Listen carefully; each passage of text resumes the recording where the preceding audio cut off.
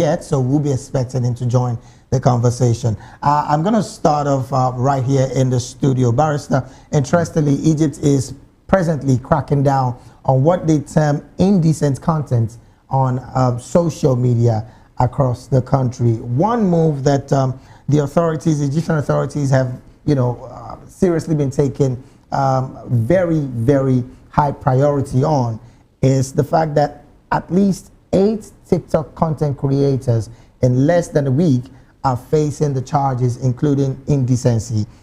Again, there are some reports that say some Egyptian ladies go on TikTok and, of course, are dancing that, of course, have been seen as obscene and using obscene languages as well. But the fact that the Egyptian authority are big on the violating of public morals and constitution of misuse of social media, what's your general overview of these kind of conversation, particularly in a country like Egypt? They said when you are in Rome, you behave like a Romans. There are some countries that don't like this social deviance. The youth of these days, they are too assertive. They call themselves Gen Zs. They want to express themselves in any manner howsoever. Okay. But not every government can tolerate it. Not every society can tolerate it. That's the difference here. So, if there's a law against it, they should face it. Because I don't see how indecent dressing will help their life. They just want to express they want to be free. No, that's not how to be free.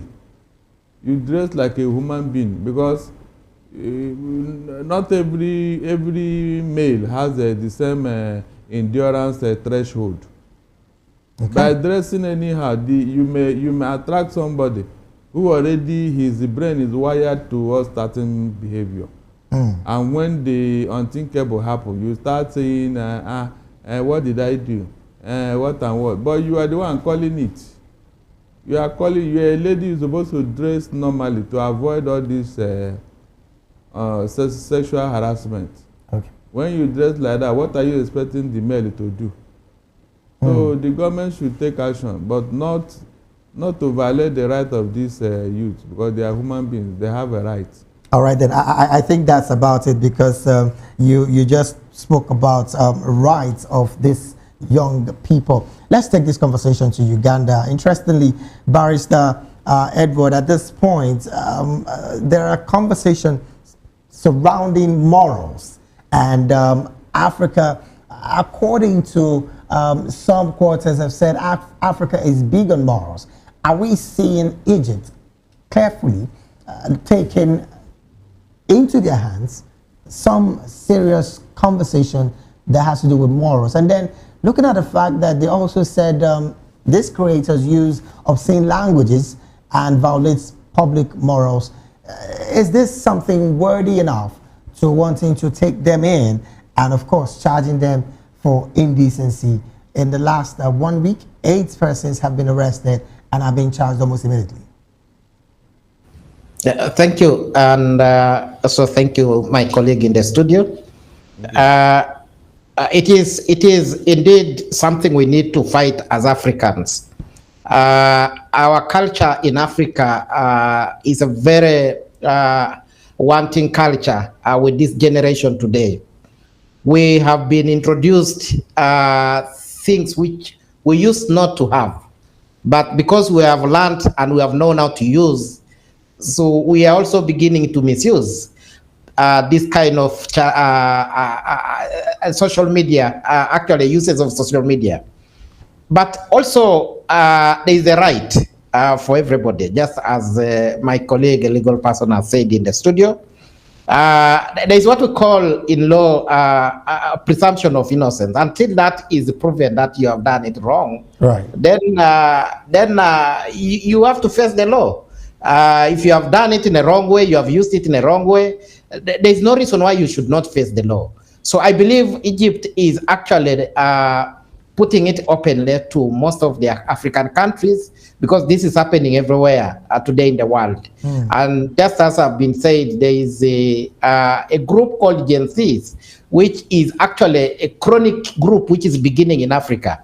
We don't actually refuse to say that our young people are creating jobs. We need them to create jobs, but how do you create these jobs? You should not create jobs by intimidating others, by putting others in panic, because you putting yourself in social media with a naked body. That is actually not acceptable in Africa. So I would support on the other hand, any country which actually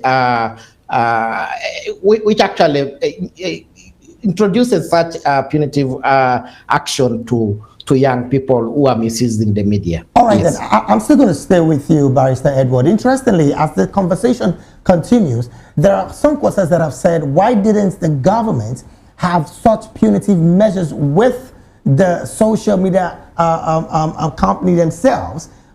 Of course, there are bans that could be placed on individuals who do these kind of things on their platform. Why is the government not practically talking to the path of these social media owners themselves? Because some quarters have said it is because of the money that is being made, even for the government, and that is the reason why they are not talking to that direction. Do you think this is actually something that should critically be looked into, rather than just have to hold the young people responsible?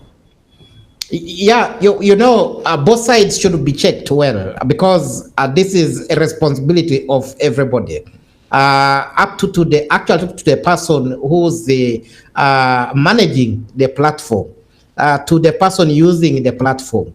So in the event that this has happened at the watch of the person who's actually we take as the manager of the platform, then such companies should also action should be taken. But if the government is discriminating and is only facing the young people, then should not be right.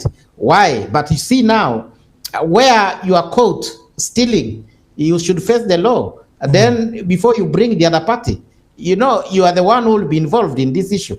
So you should use a social media carefully, even beginning with you yourself. So you have to be a bit careful before you are caught. Yes. All right, then let me come back to the studio. Barrister, interestingly, sometime in the last administration of the APC, particularly on the path of the late President Muhammadu Buhari, there was a ban on X.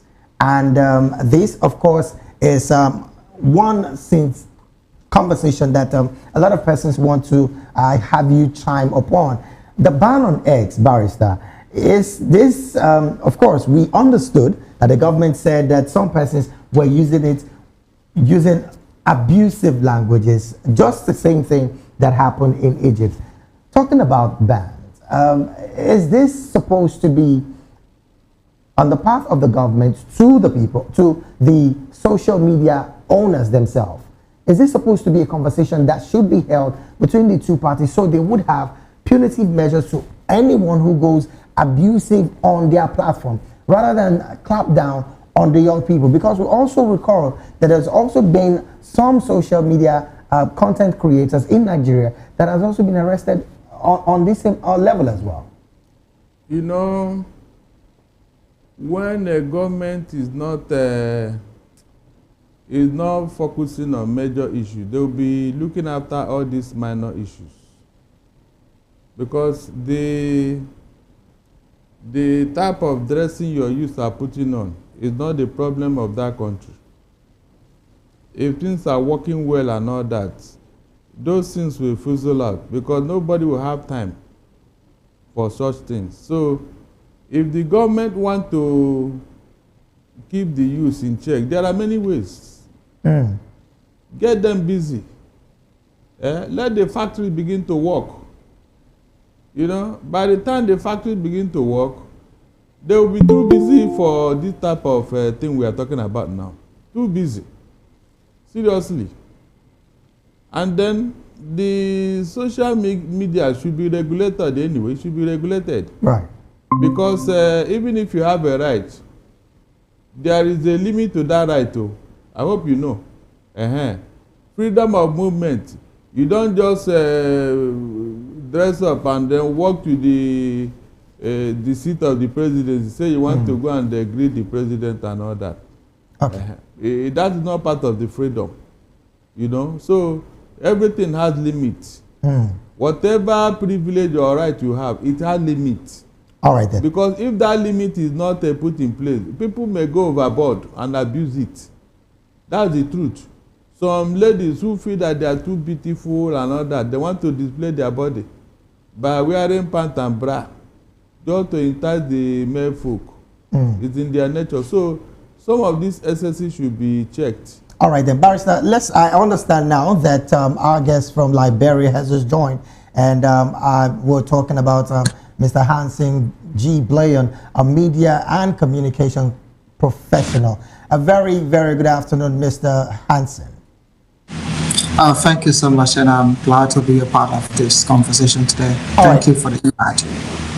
Well, we're glad to have you as well. We're having a conversation about the fact that in Egypt, as we speak, 8 TikTok content creators have been arrested in just a week, and the charges including indecency. One conversation that some quarters have said Africa and our culture practically should be upheld and held very, very strong, because it's looking more like the Western culture has been totally imbibed by everybody. But then I'm not even looking from that directive. Let's look at the parts where the government said these people have violated public morals and constituted a misuse of social media by creating videos containing obscene languages. What is the general review of these kind of conversation as a young person and as a media person as well, coming from a country like Liberia? So thank you for the conversation. The thing is, social media is part of an industry we can get rid of. I think what needs to be done is regulation. So the regulations enable the sectors to function effectively as an institution. So if people are having some level of conversations around social media about, trust me, there will be a lot of unemployment around the world in the globe. So I take a look at TikTok, I take a look at Facebook, Instagram, and LinkedIn. There are people who are doing business on this platform, and people doing marketing, open a lot of forums on them, and also use to inform citizens decisions on public opinion and discussion related to the shift of government, how the movement up. But the thing is, the issue about social media, it is a revolution, and the government tends to shut it down. Well, that is a whole different issue, but I think there should be a regulation, or ethics that govern such platforms that include a person's response and how they relate to issues relative to national security and nation building. So I think it is a platform that is meant for open conversation, but yet there is need to be regulation with the law enforcement background perspective. All right, then. I like that perspective of yours, because yes, just like every other person on the analysis this beautiful afternoon has said, there should be some high level of regulations when it comes to how social media is being used by the young people. Okay, let's take this conversation back to Uganda. Interestingly, Barrister Edward, the UN has warned the Ugandan refugee population may hit 2 million as it stands, and this is as a result of the deepening crisis around the region surrounding Uganda, particularly South Sudan and even Sudan, as it were. Interestingly, Democratic Republic of Congo is also part of this mix. But the question now would be, looking at the fact that Uganda presently houses about 1.93 million of these refugees, over half of them children, with the conversation coming from the food program of the UN saying there is also no fund, isn't this an alarming situation that should urgently be taken care of by the African Union as the situation is right now? Yes, Edwin, it is true. This is going to be a calamity in a country like Uganda, which is actually also a landlocked country. It is a country where you get services not easily. It's a country which is, even as we talk, managed in a very poor manner. So by the additional number of a population like that, it will create a very big, actually, alarm to Africa itself, not even Uganda. African Union, just as we talk, recently was crying for actual support. So I don't know which, what we can, as Uganda, what Uganda can really get from African Union. You have heard what Trump has done in his administration. Most of these organizations which actually supported this kind of arrangements for refugees, these are programs which were actually annulled by the administration of Trump. So there is a lot Uganda needs to think before even accepting and even handling this kind of a situation. Number one, political situation in Uganda we talk about is not a good thing. It's not actually favorable. So I don't know, by the time Uganda accepts refugees, its own citizens are crying. So I see a very big problem there. Okay, well, again, I wanted to find out from you as well, and I'm still going to say it anyways. I wanted to find out, looking at the fact that the United Nations Human Rights Move has actually said that this refugee influx into Uganda is going to be an imploding situation. Looking at your political landscape, Barrister Edward, is there the possibility that the Ugandan government seems to be very ready for more of these refugees coming into their country? You see, there's being ready by probably on the side of a political side, just to show that political will on the other hand. But in actual sense, you need to look at the ground, which is going to actually manage these issues, which is, we talk about finances. Is Uganda actually capable of handling such a magnitude of people? Right. Because Uganda itself, its people alone, the citizens, actually overwhelming in the country. Yes, Uganda is a country of food, but you cannot only look at food. Let's look at other sectors like health sector. Let's look at security. Let's look at so many areas before you even say, yes, I can welcome this number to the country. So it's going to be very difficult on that side, on other sectors. Yes. Oh, all right, then. Let me take it to the studio here. Barrister, interestingly, the Ugandan government, like you've heard him say, seem to be talking from the part of a political point of view, but over 1 million people in refugee, and the highest number of these numbers are children. In a situation where the United Nations Food Program has also said we need billions of dollars presently to be able to cater for some of these refugees across Africa. Barrister, from these conversations, do you think that Uganda, as it were, might just be having another situation on her hands? I think so, if care is not taken. Because we have seen how these refugees, go berserk because of poor feeding, congested environment and other treatments. They can go berserk if care is not taken. That is the more reason why African leaders should be talking of good governance. All the things that gave rise to this refugee situation, they should avoid it.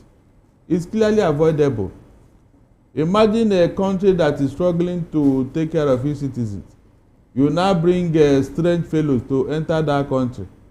I mean, it's a matter of time before things will get out of hand. So it is left for African leaders, especially AU. I don't even know what they are doing. They should wade into a situation before it gets to this level. Not when it gets to this level, we start borrowing money here and there to take care of our people. It's not a good situation. Refugees have been known to riot in many places because of what? Poor condition.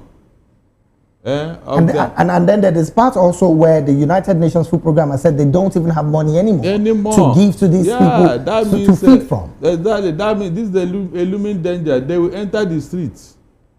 These guys, they will live where they were kept and enter the streets of any country where they are. I mean, what is the need sitting down and dying of hunger? Is it not better you risk it outside? Is it not better you risk it outside? So the situation is there. I don't know why they are keeping quiet. Very, very there. All right. Well, it's unfortunate, seriously. In fact, I will advise the refugees, if they cannot take care of you, enter the street and take care of yourself. Whatever they see, they will take it. But unfortunately, this is about data. I don't think there might just be major data supporting that particular kind of call. All right, let me take you to Liberia. Mr. Hansen, again, this is a conversation like you've heard other analysts talk about. From your perspective, as it were, and of course, as a young person, seeing these kind of situation, and interestingly, like I read earlier, over 1.7 million of these people, a number of them young children. Is this something that the Ugandan government should critically weigh before accepting even more? Even though, as it stands, the regions surrounding Uganda, particularly South Sudan, and of course the Democratic Republic of Congo, are still at war, and thus the reason why some of these Africans are finding their way to Uganda. What's your general review of this situation, Mr. Hansen? With this massive deportations from the U.S. to Uganda, I think there is some level of security implication that we also think about African.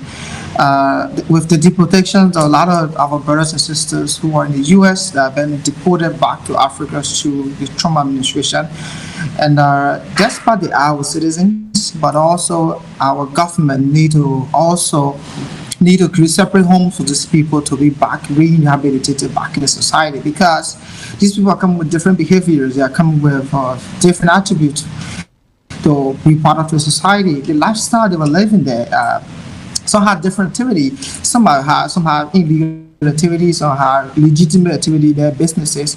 So I think African leader, a country like Uganda, need to have a high level of conversation with the U.S. government as to how they can bring the people. Is not a thing, but to sustain the people is what we need to know about.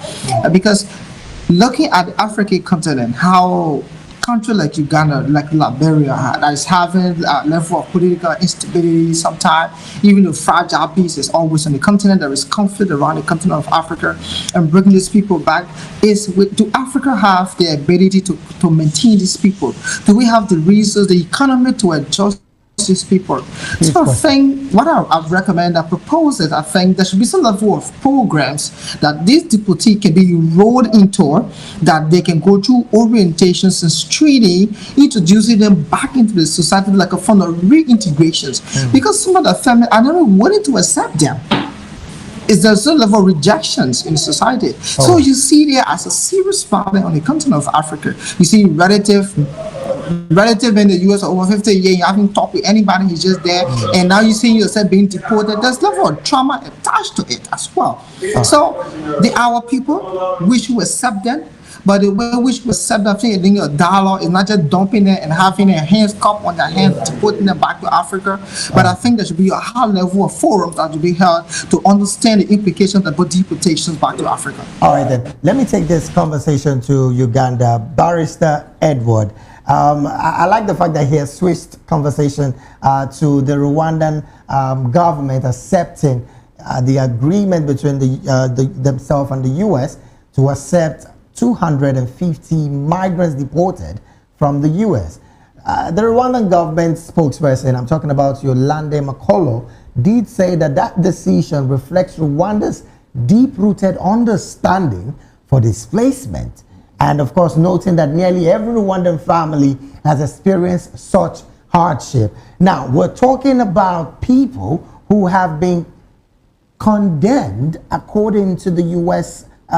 criminal courts to be taken to a place like Rwanda. 250 is what Rwanda is asking for. Barrister Edward, what's your position with this kind of conversation? And then what speaks to reintegration and rehabilitation of these persons in Africa? I'm not even talking, let's talk Rwanda as a country, but Africa as a continent. Thank you, Edwin. In fact, you need to look at the history of Rwanda from the beginning, when Rwanda actually had the genocide. Rwanda is a country which has been just integrated to the East African community. It is still a country which is actually running quickly in growth. That is probably that is what is motivating the government of Rwanda. But I want you to remember, Rwanda is one of the countries which has also been mentioned in several ways connected to DRC issues. So there are all those factors. Before you address the problem of your own people, you are here again accepting another offer from somewhere. And in this manner, I believe there is something I always say, our leadership in Africa, sometimes I don't know whether they're being drunk in power, because they don't look at issues. They don't discuss these issues as a family before you engage. Just as my brother Anson has said, some of these issues need to be actually put on the table. Let's discuss before we engage ourselves. There is African Union. African Union is created to resolve the problems of Africa. But I want to tell you today, African Union is operating as if it is in another continent, not in a continent of Africa. Because we have not seen as Africans totally the real work of this union. Each country has been left resolving its own problems. So until we get African Union coming in and speak for the people of Africa, let African Union come in and make decisions for African countries. It will actually solve some of these problems. So Rwanda, by accepting that, I can still give you this, my view. It is a political view on the side of the government. They are not considering other factors. Okay, then let me bring it back to the studio. Barrister Paul Kagame decided at this point it is best to get in convicted criminals from the U.S. into his country, and he's asking for 250 of these people. Interestingly, this is coming from the heels of the fact that Donald Trump has said, look, every undocumented immigrant should be taken back, but where do you want to take them to? And then Paul Kagame of Rwanda is deciding this is about time to have to decide that these kind of people are the people I want. You also would recall this is not the first time Rwanda is getting such largesse from the Western world. There is also the part of the UK that did, of course, they stopped these kind of agreements with Rwanda when they uncovered that Rwanda had hands with the M23 rebels, part of the sanctions. But then, what's your broad overview of this decision of Paul Kagame, not even considering Africa as a continent, but just his country, maybe because of the money as well? You see what poverty can cause a man. Is this poverty? What else? What else? Because this thing has happened before. Even people that sought asylum in the UK decided to bring them to Rwanda, and they accepted it. Right. They said they'll be paying them how much? Did not 50 million, I'll be 50,000, how much? To take care of those asylum seekers. It's the money. The money that comes with this thing, that is the attraction here. That is the attraction, nothing else. And so because of that, Paul Kagame is ready to destroy their culture, destroy their tradition, destroy everything that they hold there. Because these people are coming with baggages. They are coming with baggages. They are going to live in that environment. And the DNA of what they are convicted of is still in their blood. So with time, they will begin to display their character. The character that made Donald Trump to drive them out of US. The man is not thinking about all those things. Remember that before now, we used to praise Kagame and what he's doing in Rwanda. Right. All of a sudden, all those things have been eroded. With nobody talking of Uganda again in good light, but in bad light. That is what will happen when you begin to introduce strange cultures in your midst. Whether you like it or not, these people are coming with baggages. And I don't think Paul Kagame have the resources to contain it. 250, there are male and female there. They are going to procreate. They are going to multiply. And so what happens? No, what happens?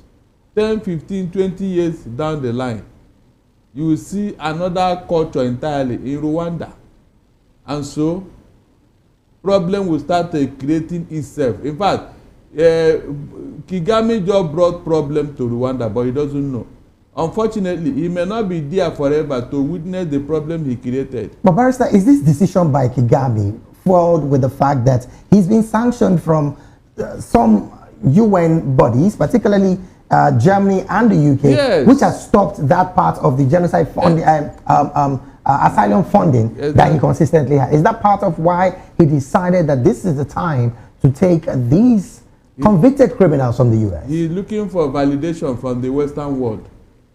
He's looking for validation. If Britain and Belgium cannot take him, if Britain and Germany cannot take him, why not America? He's looking for validation. He now forgot that Donald Trump don't even care. Donald Trump don't care. Look at the kind of people he's bringing to Rwanda. That is rejects the dregs of the society. The very worst of them all. These are the people this man is bringing into Rwanda just because he wants validation from the Western world. You remember he tried such a thing with Nigeria, and we said, no, we have enough of them here. We don't need you. Those you people have brainwashed with cocaine and whatever. We are contending with a problem here. We don't want you to add to it. That is what happens when you are not man enough to say no to thunder. That's what happened. Oh, well, Barrister, because of our time, this is where we have to draw anchor on the analysis segment of the African News. Many thanks to all of you who have joined this beautiful afternoon. We've been talking with Barrister Darlington Agumon, who is Voice of the People TV's in-house political affairs analyst and a legal practitioner right here in Nigeria. And also we're talking virtually all the way from Uganda with Barrister Edward Okwaro Omatakinye, who is a lawyer, a business associate, and also a human rights activist. And also all the way from Liberia, virtually, we're talking with Mr. Hansen G. Blayon, a media and communication professional. Gentlemen, thank you so very much for being a part of this conversation. It's my pleasure. All right then, the rest of the African News will continue shortly.